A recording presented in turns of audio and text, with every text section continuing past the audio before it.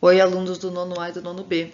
Saudade de vocês, né? Eu fiz um pequeno resumo daquilo que nós já vimos no nono ano em sala de aula.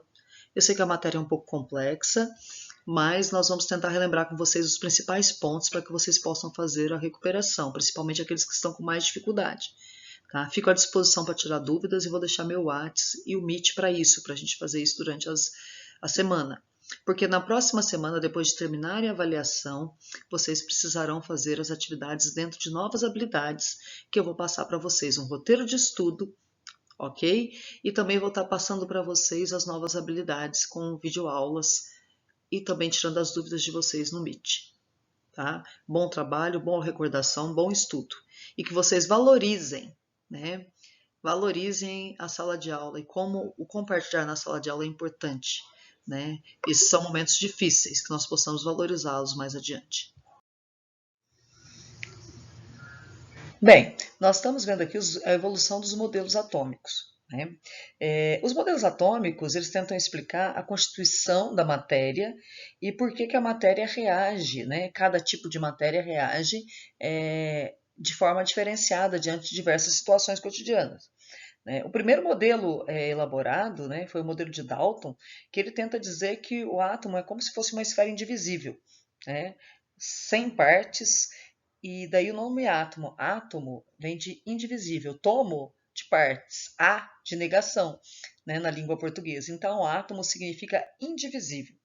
Hoje nós sabemos que o átomo tem partículas menores, né, e esse modelo ele foi evoluindo até chegar no modelo quântico atual. O modelo que nós usamos no nono ano para explicar o átomo e algumas características como a sua eletricidade, a radiação, o magnetismo, é o modelo atômico de Rutherford-Bohr. Tá? Esse é o modelo de Rutherford aprimorado por Bohr.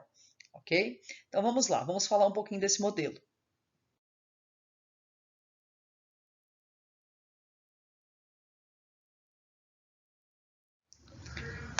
Então, o modelo de Rutherford-Bohr, né, é um modelo em que o átomo ele possui um núcleo. No interior desse núcleo, eu tenho partículas positivas, chamadas de prótons, e partículas neutras, chamadas de nêutron. Ao redor do núcleo, eu tenho partículas muito pequenas, bem menores, que eu chamo de elétrons, e que giram ao redor desse núcleo. Essas partículas, os elétrons, elas estão girando ao redor do núcleo em camadas que a gente chama de camadas eletrônicas, representadas no nosso segundo desenho aqui. Né? A camada mais próxima do núcleo é a K e a mais distante é a Q.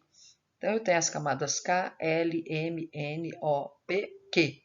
A camada K, ela comporta no máximo 2 elétrons. A camada L pode ter circulando até 18 elétrons. Isso não quer dizer que vão ter os 18. E assim sucessivamente, até a camada Q, que alguns autores falam em 2 e outros em 8 elétrons.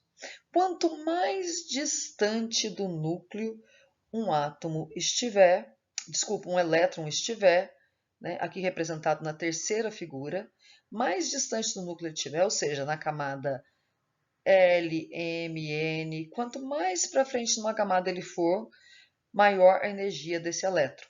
Então, quando um elétron passa de uma camada de menor energia, que é a mais próxima do núcleo, para uma camada de maior energia, que é mais distante do núcleo do átomo, esse elétron ele vai ter que absorver energia do meio.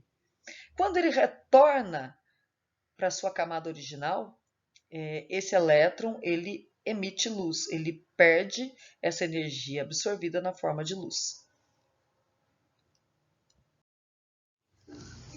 Com o decorrer dos estudos, os cientistas foram observando que átomos com as mesmas características, eles pertenciam ao mesmo elemento químico e esses átomos, eles tinham o mesmo número de cargas positivas. Então eles identificaram que as cargas positivas eram que definiam quem era o átomo. Então se um átomo tivesse 11 cargas positivas, ele seria um átomo de sódio.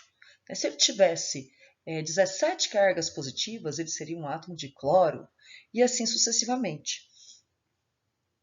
Logo, os cientistas então determinaram que o RG do átomo, o CPF do átomo, o número que identifica o átomo é o número de cargas positivas. E eles chamaram esse número de número atômico. Então, é o número que define o átomo. E o número atômico é igual ao número de prótons. Como os elétrons têm uma massa muito pequenininha, é bem dizer, insignificante, os cientistas verificaram também que a massa de um átomo, ou o seu número de massa, é dado pela sua soma dos suas partículas positivas com as suas partículas neutras, que nós chamamos aqui de número de massa e nós representamos pela letra A. Esses dois números vêm expressos nas tabelas periódicas que nós vamos ver mais adiante. Então, nós temos que Z igual a P, ou seja, o número atômico, representado pela letra Z, é igual ao número de prótons, representado pela letra P. A massa de um átomo, basicamente, está definida no seu núcleo. A massa de um átomo eu tenho que é a soma dos seus prótons mais os seus nêutrons.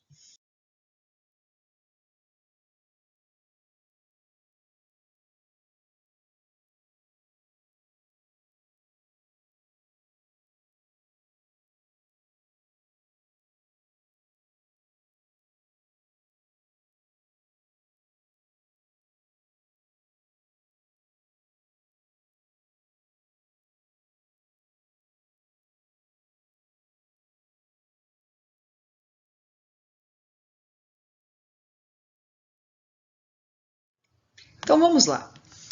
O número atômico, então, é o RG do átomo e é representado pelo seu número de prótons, cargas positivas. Para um átomo estar eletricamente neutro, ele tem que ter o mesmo número de cargas positivas e de cargas negativas, porque uma vai anular a outra. Vejamos um exemplo aqui. Eu tenho aqui o átomo de sódio, tá? Que tem aqui 11 prótons. Então, o seu número atômico é 11, está representado aí do lado esquerdo, embaixo do símbolo do sódio, tá? Bem, os átomos, então, eles podem ganhar ou perder cargas negativas e formar o que a gente chama de íons.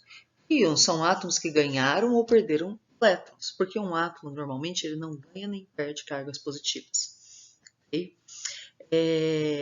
Os átomos que ganham elétrons, eles são chamados de ânions. Os átomos ou íons que perdem elétrons são chamados de cátions. Vamos ver o primeiro exemplo aqui no desenho.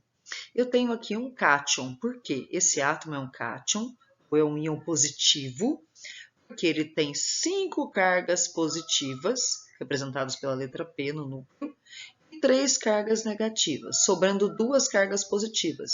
Então, ele tem mais cargas positivas do que negativas. Enquanto que no segundo exemplo, eu tenho 5 cargas negativas, representadas pela letra E, e apenas 3 cargas positivas, representadas pela letra P. Ele tem 2 cargas negativas a mais, então esse átomo é um ânion. No exemplo de baixo aqui, nós temos o sódio. O sódio, que está eletricamente neutro no primeiro desenho, ele tem 11 cargas positivas e 11 cargas negativas. Se ele perde uma carga negativa, ele vai ficar com 11 positivas e agora com 10 negativas. Logo, ele se transformou num cátion de sódio. Com o decorrer dos estudos, os cientistas foram descobrindo que os átomos eles são muito diversos, tem muitos átomos diferentes. E os átomos que tinham as mesmas propriedades, então eles eram de uma mesma constituição, então eles pertenciam ao mesmo elemento químico e eles tinham o mesmo número de cargas positivas. Então, o elemento químico são átomos que apresentam no seu interior a mesma quantidade de prótons, de cargas positivas. Okay? E eles hoje estão agrupados, cada um deles, na tabela periódica, que nós vamos ver agora. A tabela periódica, ela vai representar os átomos presentes na natureza e aqueles também fabricados artificialmente, e ela vai colocá-los de acordo com as suas propriedades. Se um átomo ele tem as mesmas características e o mesmo número de carga positiva, ele pertence ao mesmo elemento químico. Então, aqui na nossa tabela periódica dos elementos, nós temos o hidrogênio olhando na horizontal. Lá do outro lado, nós temos o hélio. Depois nós temos o lítio, o berílio, o boro, o carbono. Essas letras, elas são os símbolos desses elementos químicos. E eu preciso conhecer alguns desses símbolos. Vocês viram eles com a professora Patrícia, ok? Aqui nessa tabela periódica, ela tem uma legenda. Olha só, o número atômico está representado aqui na minha legenda pelo 1, está em cima da letra. Embaixo da letra eu tenho a massa atômica, que é muito próximo do número de massa. E o símbolo do elemento e o seu nome, certo? Então aqui, nessa tabela periódica, os átomos estão organizados na horizontal em ordem de número atômico. Então, uma carga positiva no hidrogênio, 2 no hélio, 3 no lítio, que é seu número atômico, 4 no berílio, 5 no boro e assim sucessivamente. As colunas, tá, que nós temos nesses átomos, ou famílias, elas representam para a gente as características. Átomos que estão na coluna 1, que a gente chama aí, tá? Esses átomos que estão na coluna 1, eles são todos átomos de metais alcalinos, com exceção do hidrogênio, que vocês vão ver que estão de outra cor aqui na tabela periódica. Então, o hidrogênio de outra cor aqui na tabela periódica é porque ele tem características próprias, únicas dele, não está caracterizado em nenhuma família. Por isso que ele está ali em cima isolado sozinho. Mas todos os outros, o lítio, o sódio, o potássio, o rubídio, o césio e o frâncio, são átomos de elementos químicos com propriedades químicas parecidas. Na coluna 2, eu tenho outros metais. Todos que estão em amarelo são metais de transição. Todos que estão de azul claro são não metais. Todos que estão de verde são metais representativos, tá? Todos que estão de verde escuro, metais de transição interna. Na última coluna, na 18, eu tenho os gases nobres. Eles são muito importantes no nosso estudo. E nós vamos falar deles daqui a pouquinho, ok? Importante dizer que cada coluna representa uma família. E cada linha representa um período. Vocês podem ver aí que nós temos até 7 linhas. Isso é 7 períodos. Vai do 1 até o 7. O 1 está aqui no hidrogênio e o 7 está lá no frâncio, né? Todas essas linhas são átomos que possuem 7 elétrons na sua última camada, ou camada de valência. Todos que estão aqui no 1, né, na primeira linha, tem um elétron na última camada, ou camada de valência, que nós vamos aprender mais para frente, ok? Vamos ver a tabela periódica. A tabela periódica, ela tem símbolos que representam os elementos químicos. E eu preciso conhecer os principais. C de carbono, Ca de cálcio, O de oxigênio, H de hidrogênio, N de nitrogênio, para diferenciar do Ni, que é o níquel, P de fósforo, S de enxofre, H de hidrogênio. Então, nós vemos que nós temos diversos símbolos dos elementos químicos. Os principais precisam ser conhecidos por nós, que nós vamos utilizar muito no ensino médio. Aqui no ensino fundamental, eu preciso entender o seguinte: os átomos do mesmo elemento químico, como o exemplo carbono aqui, ele sempre vai ter o mesmo número atômico, ou seja, número de cargas positivas sempre iguais para ser carbono. Mas o mesmo átomo de carbono pode ter número de massa diferente. Então, quando um átomo de carbono ele tem o mesmo número atômico, lógico, porque ele é do mesmo átomo, mas tem massas diferentes, é porque ele vai ter números de nêutrons diferentes. Então, os isótopos são átomos de mesmo elemento químico, carbono, como aqui. Só que eles têm massa diferente porque eles têm números de nêutrons diferentes. Para nós temos ainda outras designações, átomos isóbaros e isótomos, mas que nós não vamos estudar aqui, ok? Bem, nós vimos um pouquinho sobre a estrutura do átomo, né? Que o átomo tem prótons e nêutrons, que os prótons e nêutrons estão no núcleo, os elétrons estão circulando ao redor do núcleo, né? E esses elétrons circulantes, eles podem ser ganhos ou perdidos. Num átomo neutro, o átomo nem ganhou nem perdeu elétrons. Mas os átomos têm tendência a se ligar, tá? Eles não vivem sozinhos, geralmente. Eles se ligam a outro átomo igual a ele, ou átomos diferentes. Isso tem várias coisas que nós vamos aprender mais adiante como funcionam e por que os átomos se ligam. Né? Apenas os elementos químicos presentes na coluna 18, que são os gases nobres, né? Neônio, criptônio, argônio, hélio, esses gases eles vivem sozinhos. Os seus átomos não têm a tendência de se ligar aos outros átomos. E nós vamos verificar isso mais adiante também. É interessante a gente pensar que os átomos têm camadas, né, de elétrons. Os elétrons estão circulando em camadas. Tá? Olha só, vamos ver o ferro aqui. O ferro tem número atômico 26. Então, ele tem 26 cargas positivas. E ele tem 26 cargas negativas também. Se eu pegar aqui, essas cargas negativas estão distribuídas em camadas. Aqui do lado direito do símbolo do ferro, do Fe, eu tenho 2, camada K, 8 na camada L, 14 na camada M e 15 e 2 na camada N. Então, K, L, M, N, 2, 8, 14 e 2. Tá? A última camada é chamada camada de valência, que para o ferro é 2. Para o sódio, aqui embaixo no exemplo, a última camada, se você olhar, tem um elétron. Tá? Para o enxofre, a última camada tem 6 elétrons. No cloro, aqui no terceiro, a última camada tem 7 elétrons. Em todos esses elementos, a última camada deles é a KLM. KLM. A última camada é a M. KLM. Já aqui embaixo eu tenho cálcio. O cálcio tem 2 elétrons na última camada. Só que essa última camada é a KLM, a camada N é a última dele. Ok? Então, as camadas que são as últimas são chamadas camadas de valência. Como os átomos têm tendência a se ligar, tá? Nessa camada de valência, para ficar estáveis, eles precisam de ter 8 elétrons, assim como os gases nobres que nós falamos no começo.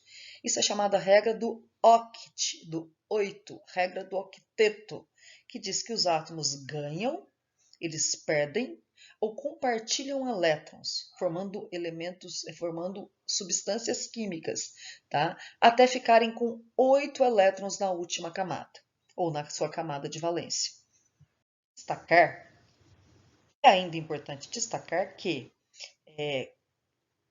8 elétrons na camada de valência dá estabilidade para o átomo. Ele vai ganhar, perder ou compartilhar elétrons até alcançar 8, exceto se ele tiver só a camada K, como no caso do hidrogênio. O hidrogênio ele vai ficar estável apenas com 2 elétrons, assim como o hélio fica com 2 elétrons, ok? Porque só tem a camada K, e na camada K só cabem 2 elétrons. Então vamos lá. Os átomos ganham, perdem ou compartilham elétrons da última camada até alcançar 8 elétrons nessa última camada, exceto se ela for a camada K. Então, olha só, os átomos fazem isso fazendo o que nós chamamos de ligações químicas, ligando uns aos outros. Eu tenho as ligações metálicas, tá? Onde os metais se ligam entre si, metal mais metal, ok? Mas eu tenho as ligações que eu chamo de ligações iônicas, onde um átomo perde e o outro ganha elétrons. E eu tenho a ligação covalente, onde um átomo e outro compartilham um mesmo elétron. Esse mesmo elétron gira ao redor de um átomo, gira ao redor de outro. Tá? Ligação covalente. Olha o exemplo aqui em cima do lado direito da tela. Eu tenho um átomo de sódio. Olha só, o átomo de sódio tem a camada K com 2, a camada L com 8 e a camada N com M com 1 elétron, KLM. O cloro já tem aqui a camada K com 2, L com 8 e M com 7 elétrons. O sódio é um metal, o cloro é um ametal. A tendência dos metais é sempre perder elétrons e dos não metais ou ametais receber elétrons. Mesmo porque, para ficar com 8, é mais fácil o sódio perder um elétron e o cloro ganhar um elétron do que perder 7. Então, o sódio se liga ao cloro doando um elétron para ele. Então, olha só, o sódio que antes tinha 11 elétrons passou a ter apenas 10 e ficou com 8 na última camada e virou um íon positivo. Enquanto que o cloro Ele recebeu um elétron a mais, que está em azulzinho aqui, e agora ele tem 8 elétrons na última camada. Os dois ficaram estáveis e formaram o cloreto de sódio, que é o sal de cozinha. Nesse exemplo do sódio com cloro, nós temos uma ligação iônica, onde um átomo doa e o outro recebe, até que ambos fiquem com 8 elétrons na última camada. Nós só vimos e só vamos citar as outras ligações químicas, ok?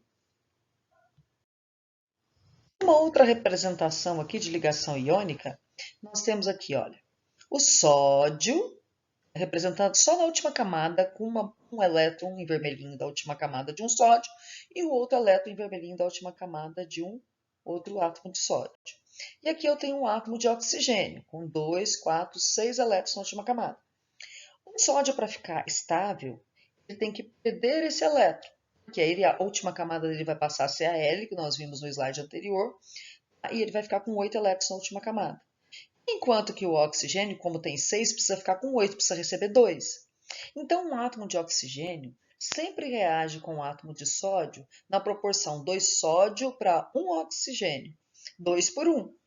Então, a gente fala assim, olha, cada sódio doou 1 elétron para o oxigênio. O oxigênio recebeu 2 elétrons. Cada sódio ficou como? Com uma carga positiva a mais. Cada oxigênio com 2 cargas negativas a mais, porque o oxigênio recebeu 2 elétrons, certo? Então, esse número de cima aqui, olha, está com mais 1 aqui, que eu não coloco 1, né? Quantos elétrons o sódio doou? E o menos 2 aqui é quantos elétrons cada oxigênio recebeu. Nós dizemos que quando nós invertemos, nós temos aí o que a gente chama de índices. Olha aqui o CO2. CO2, um átomo de carbono, reage com 2 átomos de oxigênio. Então, eu tenho um carbono a cada 2 oxigênios. Esse númerozinho embaixo aqui é o índice. E o índice significa que eu tenho um carbono com 2 oxigênios. Olha aqui na água.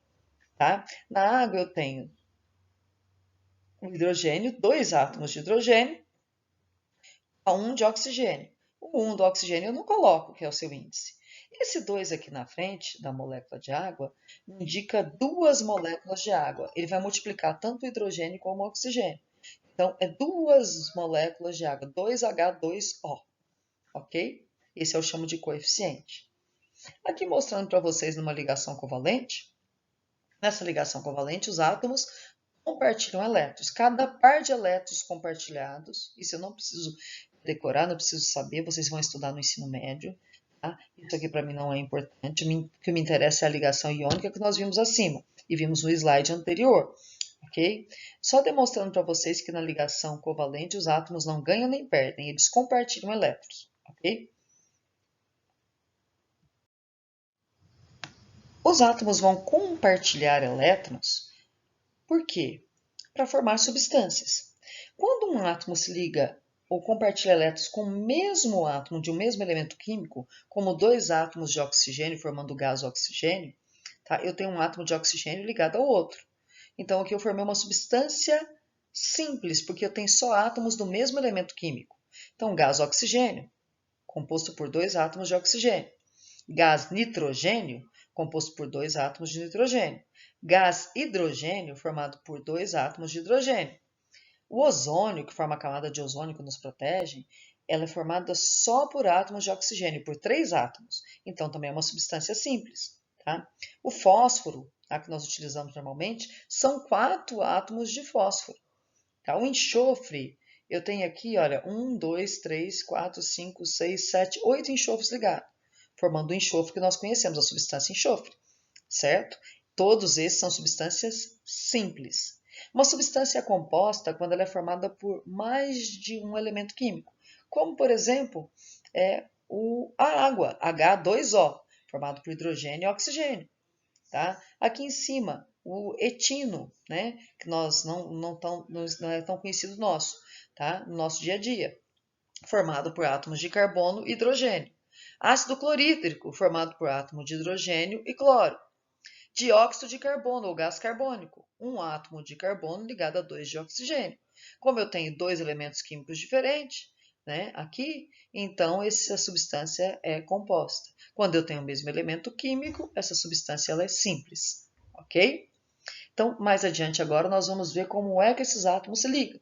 Quando os átomos se ligam, tá, formando elementos químicos, então, formando, desculpa, substâncias químicas, nós chamamos essas ligações de ligações químicas, que podem formar substâncias simples, como no primeiro caso que nós citamos, na primeira tabelinha, ou substâncias compostas, com mais de um elemento químico diferente, como na segunda tabelinha.